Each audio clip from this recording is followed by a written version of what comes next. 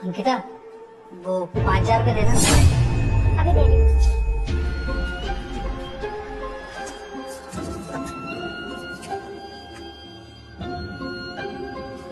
ये लो।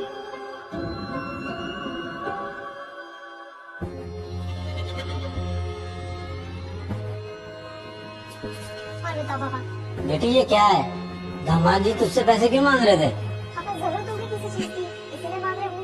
बेटा 5,000 रुपए इतनी बड़ी रकम है, उसने मांगे और तूने दे दिए।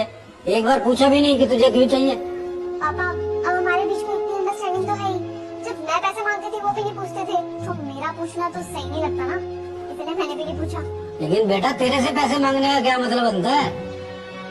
एक्चुअली पापा उनके पैसे नहीं है, वो 3 महीने से घर पे बैठे हैं ना, शायद उनकी जॉब जा चुकी है। मैंने उनसे कई बार पूछने की कोशिश भी की कि उनको कहीं जॉब से तो नहीं निकाल दिया, तो वो कभी बताते ही नहीं, बात टाल देते हैं। फिर मैंने भी पूछने की कोशिश नहीं की, मेरे को लगा उनको अच्छा नहीं लगेगा बार बार पूछना। वैसे वो तो बस यही बोलते हैं कि छुट्टी ले रखी है। बेटा वो 3 महीने से घर पर बैठा हुआ है, इसका मतलब तो यही है ना उसकी जॉब चली गई है, और तूने मुझे बताया भी नहीं। पापा क्या बताती, अगर किसी को पता लगता कि उनके पास जॉब नहीं है ना तो उनको बहुत बुरा लगता। अरे बुरा मानता तो क्या हुआ? तो क्या हो गया पापा, जब वो पैसे कमाते थे ना तब उन्होंने मेरे से कभी भी नहीं पूछा कि मैं पैसे कहाँ उड़ा रही हूँ, तो मेरा पूछना सही नहीं लगता ना।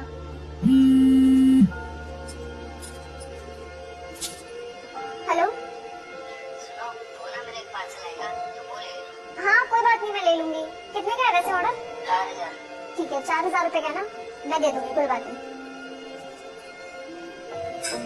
किस लिए फोन आया था उसका अभी? अरे पापा वो उन्होंने कुछ ऑर्डर किया होगा, वही आ रहा है, तो उसके 4,000 रुपए दे दें। 5,000 रुपए भी वो तुझसे लेकर गया और अब उसका 4,000 रुपए का ऑर्डर आ गया है। उसे शर्म भी नहीं आती अपनी बीवी से पैसे मांगते हुए? तो पापा यार आप ऐसे क्यों बोल रहे हो? मेरे को सही में बहुत बुरा लग रहा है आप ऐसे बोल रहे हो उनके बारे में। तो और अगर वो थोड़े से मेरे पैसे खर्च कर भी लेंगे तो उसमें प्रॉब्लम क्या है? मुझे तो ये समझ में नहीं आ रहा। अरे पति का काम होता है पत्नी को पैसे देना, ना कि पत्नी से पैसे मांगना।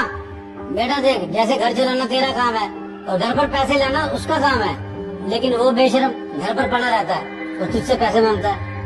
पापा आप ना चुप रहिए, ऐसा कुछ भी नहीं है।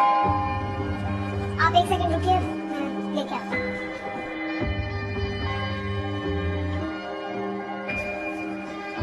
क्या है इसमें? पापा शायद जूते मंगाए होंगे, क्या भी रहते जूते चाहिए उनको। 4,000 रुपए के जूते?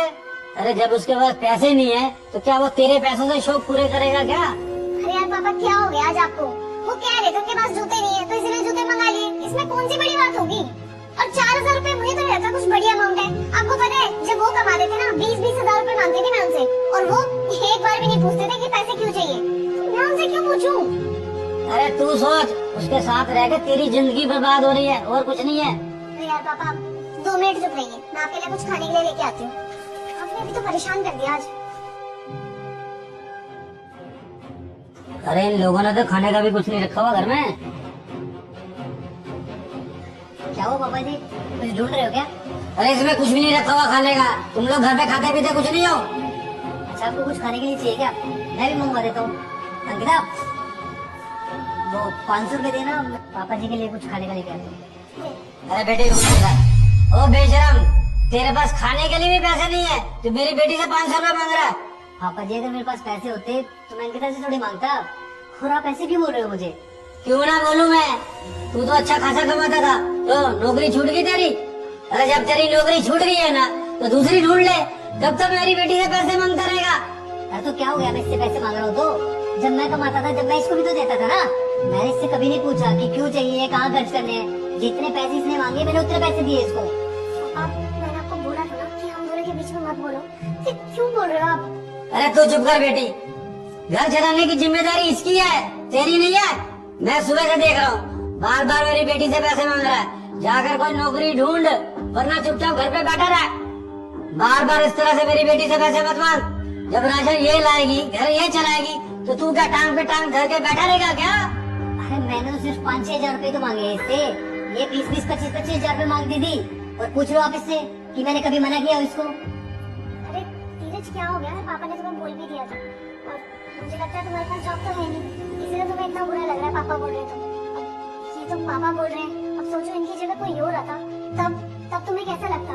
अभी तो ये बात किसी को पता नहीं है कि तुम्हारी जॉब जा चुकी है, पर मैंने मैंने तुमसे कितनी बार पूछने की कोशिश की तुम घर पे क्यों बैठे हो, तुम्हारी जॉब है कि नहीं, लेकिन तुमने कभी बताया नहीं। और तुम्हारी ये बातें सुनकर मुझे तो ऐसा लग रहा है तुम्हारी जॉब सच में जा चुकी है, इसलिए तुम्हें पापा की बातों पे इतना बुरा लग रहा है। कम से कम ये भी तो देखो पापा बोल रहे हैं, अगर कोई तीसरा बंदा आकर के तुम्हें ये सब सुनाता तब तुम्हें और बुरा लगता ना। और सबसे बड़ी बात धीरज, पापा गलत थोड़ी कह रहे हैं, सब कुछ ठीक ही तो कह रहे हैं। अभी तो चलो 3 महीने हुए मैं संभाल रही हूँ, पर कब तक संभालती रहूंगी, पूरी उम्र थोड़ी संभालती रहूंगी। वाह अंकिता, मैंने कभी नहीं सोचा था कि तुम भी मुझे इस बात पे ताने मारोगी। मुझे लगता था कि हम दोनों के बीच में अच्छी अंडरस्टैंडिंग है। मुझे तो यकीन ही नहीं था कि ये ख्याल भी तुम्हारे दिमाग में आएगा कभी, लेकिन तुम भी बदल गई। बेशरम, तू क्या चाहता है? मेरी बेटी जिंदगी भर काम करती रहे और तू मौज करता रहे।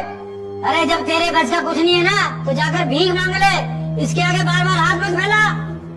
सही किया पापा जी, आपने मुझे थप्पड़ मार के ना बिल्कुल सही किया। एक बात तो मुझे समझ में आ गई पापा जी, आदमी जो होता है ना वो पैसा कमा के घर पे लाने के लिए होता है। अगर आदमी पैसा कमा के घर पे लाके अपने बीवी के हाथ में देना तो बहुत अच्छा है, अगर नहीं लाके दे तो उसकी कोई इज्जत नहीं है।